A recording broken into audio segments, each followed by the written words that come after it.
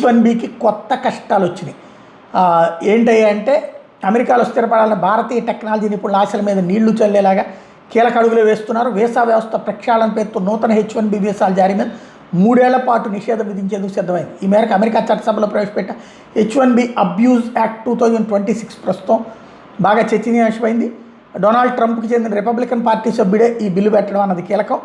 H1Bకి ఇతను సూచించిన కొత్త నిబంధనలు ఏంటంటే ప్రతి ఏటా జారీ చేసే 65,000 H1B వీసాల పరిమితిని ఏకంగా 25,000కి తగ్గించాలని చెప్పి, అలాగే వీసా దక్కించుకునే విదేశీ నిపుణులకు కనీస వార్షిక వేతనం $2,00,000 ఉన్నోళ్ళకే H1B వీసాలు ఇవ్వాలని, ప్రస్తుతంలో ఉన్న లాటరీ విధానాన్ని రద్దు చేసి ఎక్కువ వేతనం ఇచ్చే ఉద్యోగాల ఆధారంగా బేస్డ్ ఎంపిక ప్రక్రియ చేపట్టాలి.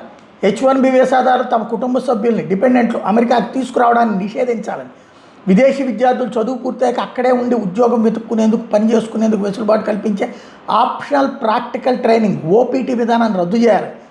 H1B వీసా మీద వచ్చిన వాళ్ళని గ్రీన్ కార్డ్ శాశ్వత నివాస హోదా పొందేందుకు అనర్హులుగా మార్చాలి.